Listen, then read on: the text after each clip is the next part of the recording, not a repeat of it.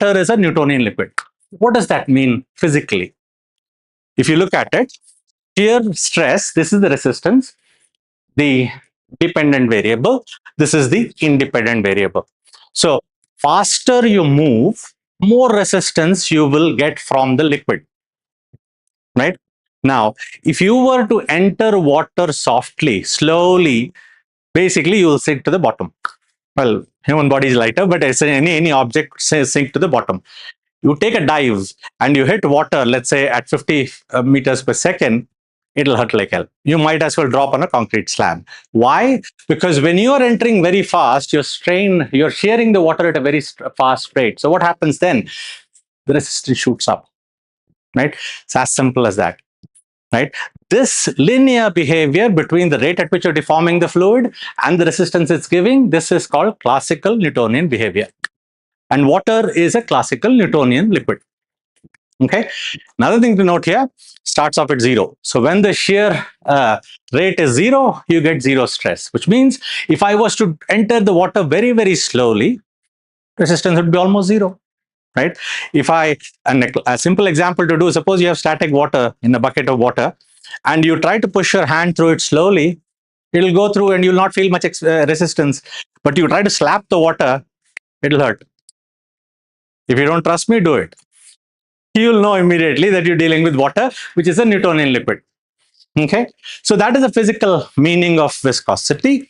Now, that rate constant is the rate constant between the shear stress, which is the resistance, as a function of rate at which you're shearing it, right? And if this is a constant, right, then you're dealing with a Newtonian liquid.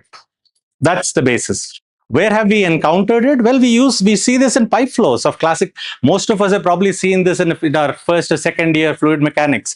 When we try to calculate pipe flows, we know that if I force water through a liquid, you'll get a no slip condition at the top and the bottom. There'll be no slip here, right? So the velocity at the on the boundary on the surface here will be 0. The velocity profile builds up and you get a velocity profile where you have the highest velocity in the middle. And what determines this is basically the viscosity of the liquid. You basically create a shear stress across the height of the pipe.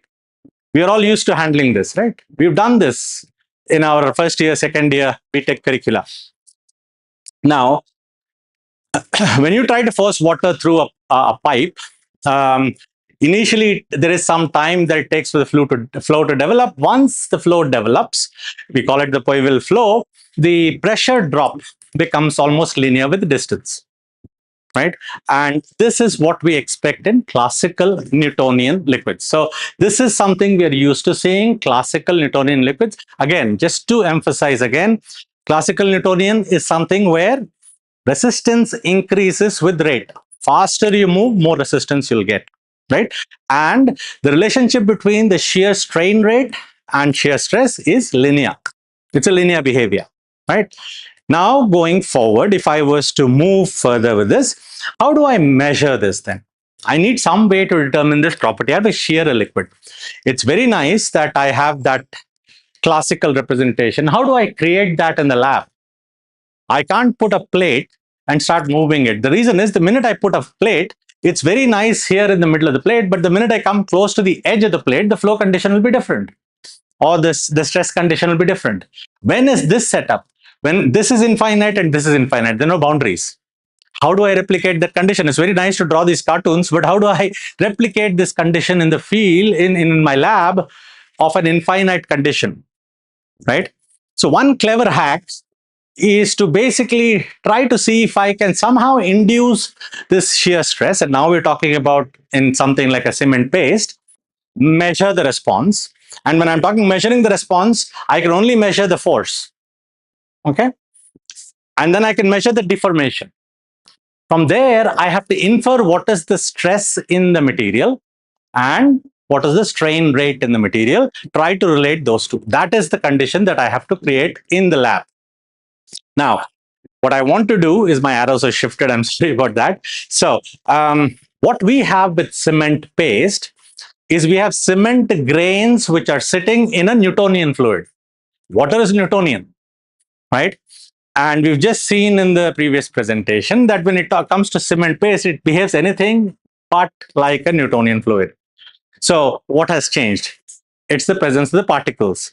So clearly, whatever is the particulate matter, which is the cement in this case, that will influence how the cement paste responds to the applied shear. Right? Now, the cause and effect we can explore. But more importantly, what we need to understand is how do I create that condition in the lab, this infinite condition? How do I create this ideal, so-called ideal flow condition in the lab of no boundary, and so that I can measure the resistance to the applied shear? One clever hack for this is this geometry. It's called the parallel plate geometry. Now, why does it simulate the infinite boundary? Because if you think about it, there's no boundary. You keep going around in circles. There is no boundary. So I can actually get over the boundary effect with this geometry. Right? So this arrangement where I put two plates in parallel with a small gap in between them and try to rotate this plate relative to this plate. So I have one fixed plate and one rotating plate. When I rotate, what will happen? This plate will force the motion, right? The fluid here will be at rest because it is stuck to this plate.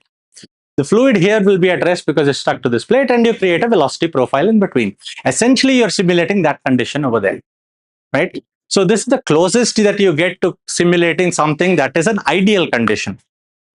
Okay, small catch. The what do we have to do? So we've somehow managed to get over the problem of the boundary, created an infinite kind of an artificially infinite kind of a flow with this circular flow pattern that we're setting up here, but we still have to infer what is the stress and the strain in the fluid in there. That's what we have to infer. Now, that's where those calibration constants that were introduced to you come into play. So, what are we doing here to measure the rheological properties? And what can I measure in the process? I can shear the fluid by applying a torque, which is basically given as that F function. What is F? F is my applied torque. And what is the V? It is the rotation. I can measure these two. These are physical variables that I can measure, right? What I need from there is this shear stress, which develops across here, which means that at some level I have to be able to model the liquid. Okay. Now, one way I can get around it is if the gap is very small, then I can assume that, well, look, it is essentially similar to what I get with two parallel plates. That's something, an idealization I can make over there. But one of the problems with this, yes, I've overcome the problem of this infinite geometry by getting the material to flow in a circle, but I still have a problem that if you look at this particular geometry, what happens here is that the strain across here is going to vary. The strain at the spindle or the shaft here is going to be zero. Right at the axis of the shaft here, the strain is going to be zero. That is not even going to be rotating. It's not going to displace. As you move away from the shaft, what is going to happen? The strain rate will actually increase, right? So that is also going to influence the stress rate. So while this looks quite simple and you say, aha, I have actually conquered one problem, you've created another problem. And that is the strain rates and the shear stresses are not going to be constant. And that is basically, you can essentially visualize it here, right? So what do we do then? What we try and do there is we basically measure the torque and the rotation, and we assume some kind of a flow pattern across this radial direction. And then we basically come up with something that relates the applied torque to an average shear stress. So some kind of an averaging is done. Because if I don't do that, the stress is not constant across as I walk across the radius. Okay. Similarly, I do the same thing for the strain, because even the strain rates will not be constant. So when we use such a geometry, the parallel plate geometry, what are we doing? We are shearing the liquid by essentially forcing rotation of the top plate. We're forcing this plate to rotate, right? That induces a circular flow of material. That induces shear. I've overcome the problem of the boundary, but now I've created a variable strain field and a variable stress field. So what we do then is that we basically try to relate what I've measured with some kind of an average shear, average strain. Okay. And those are the calibration constants that we have to develop for this particular geometry. If you do not do that, right, what you'll end up with is this. And when you're doing rheological measurements, it's perfectly all right to report torque and rotation. You can certainly report those. The only problem is that every time we do some measurement, right, we expect to see shear stress and strain rate, and that relates to viscosity. Okay, so some of the purists who actually do rheological measurements don't report shear stress and strain rate from something like a parallel plate. They'll simply report torque and rotation values. Okay, so this calibration process basically accounts for the geometry that you're using. If you have a parallel plate, you get a different flow, and that has to be calibrated, because I need to relate the measured torque with the shear stress, and I need to relate the measured rotation, which is shown by V, with the strain rate that is developing in the liquid. So that calibration process, usually the way we do it is there are mathematical, it's a mathematical exercise. You can do this. You can actually develop these relationships. In addition to this, there's also one more factor, and that is, if I was to spin the top plate, right, I'm measuring the torque, right? Where is the resistance to that coming from? Well, you'll say, well, the resistance is coming from this liquid that is on the bottom. That, as it is shearing, and that viscosity of that liquid is what is giving the resistance to the rotation of the top plate, right? Is that the only resistance? Whenever you rotate something, right, where does the resistance come from? Torque. In this case, it's clearly coming from the liquid that is here in the gap, right? It's getting sheared and it's giving you the resistance. Is there any other contributor that I need to worry about? Inertia. When you spin something, right, even if it were air, suppose I remove this liquid here and I simply put air, there'll be inertia. And that will also contribute to resistance. And that resistance also increases with the rate at which I spin this thing, right? That is the rotational inertia. So when I am trying to calibrate the measured torque with stress and measured rotation with the shear strain rate, I have to account for the inertial effect, right? And some kind of a geometry effect, which basically relates to the kind of, or the distribution of shear that is produced across the radius here. Both of these are built into those rotational constants, into those calibration constants that we have. And these are usually programmed into the test machine. So whenever you use any tool, and I'll show you one more tool, which is perhaps better than this geometry. But even there, if you don't calibrate for inertia, you'll get erroneous results. Okay, you have to calibrate for inertia. You have to know the kind of the flow fields that you're setting up in the liquid when you try to shear it. Okay, now, if this is such a problematic thing, this is perhaps a better geometry to measure. So what are we doing here? We have a cup, and then we have this concentric cylinder arrangement. What changes here? Basically, if you look at the liquid here, it's basically sheared between these two cylinders here. Again, I overcome the problem of this infinite geometry, because if you look at these two cylinders here, the material in the gap here is sheared essentially continuously, right? There are no jumps, there's no boundary. I've overcome that. And I essentially set up a nearly uniform flow field around here, unlike in the case of a plate. What happened in the case of a plate? When I was close to the axis, my flow was zero, or basically the strain rate was zero. As I moved away, the strain rate increases, right? Here, that doesn't happen, because if the gap is small enough, the material is almost uniformly sheared in that small gap. Okay, but even here, I have to calibrate it. So once, if I decide to use this tool, the concentric cylinder, there's still the inertial effect, which I have to calibrate out. Otherwise, that will also contribute to the resistance. Because please remember, in the laboratory, I can only measure the torque. Okay, and I can only measure the rotation of the shaft.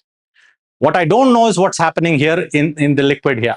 That has to be inferred, right? So the torque is basically the resistance that I'm getting. Where is the resistance coming from? In this case, it's the resistance given by the liquid that is sitting in the small gap between these two cylinders, and inertia.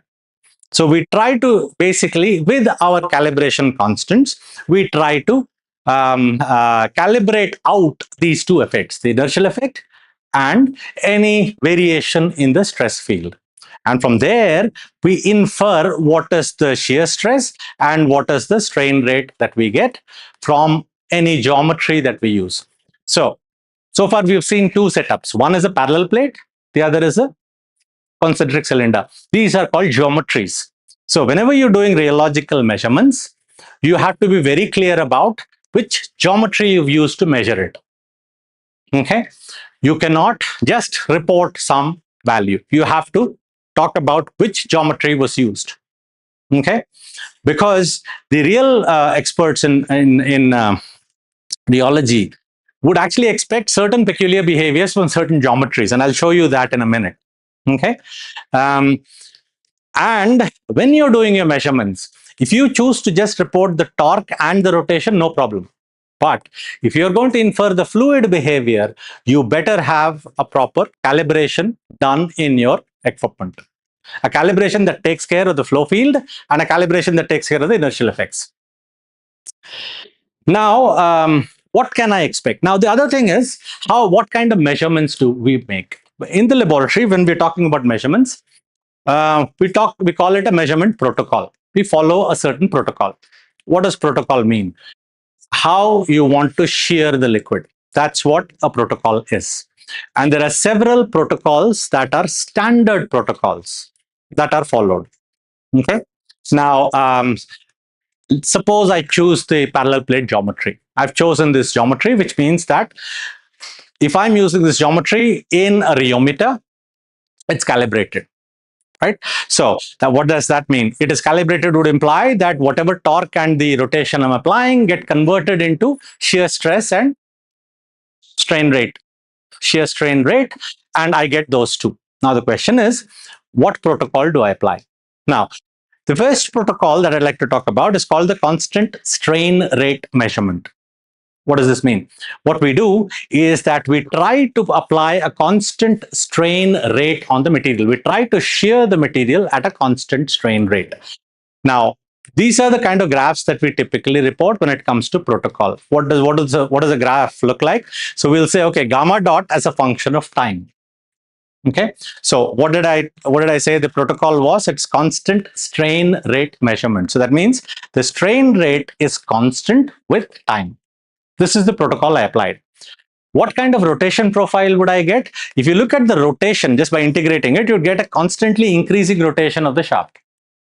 Right? So now, what am I doing in this? I'm shearing the liquid at a constant strain rate. What kind of response do I get from cement paste? Well, this is typically the response I would get. Please notice here, the y-axis is the stress. This is the stress I'm inferring. X-axis is the time. What happens when I increase time? The rotation that I'm applying to the liquid, that continues to increase at a constant strain rate. I'm basically shearing the material. The angle of shear in the liquid, this keeps on increasing with time.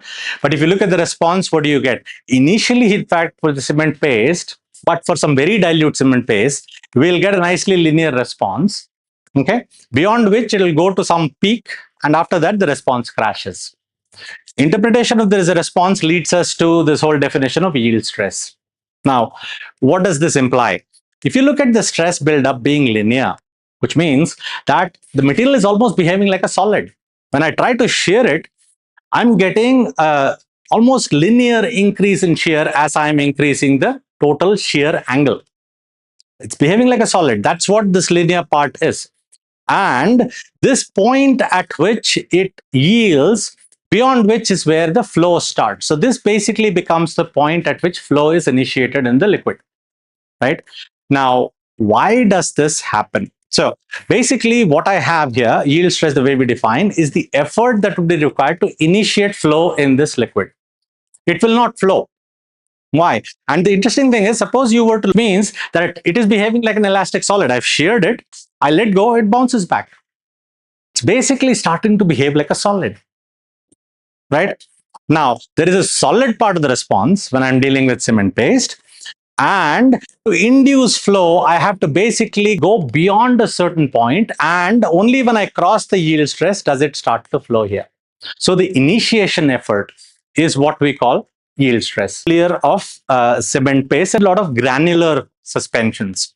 So if I look at this, what we typically get, if you look at cement paste, I think Narayanan mentioned this, we have a typically concentrated suspension of solids, and you would get as what we call like a percolated network. So solid grains would all link up, and you'd get a skeleton that forms inside the paste. What is the skeleton made up of? It is cement grains that are making up the skeleton, and that skeleton is strong enough that if you apply a small shear, what would happen? The skeleton would deform. If you let go, it will bounce back, right? So that is, now how do I then induce flow? I have to basically rupture that skeleton. I have to break that skeleton that's formed inside, right? And that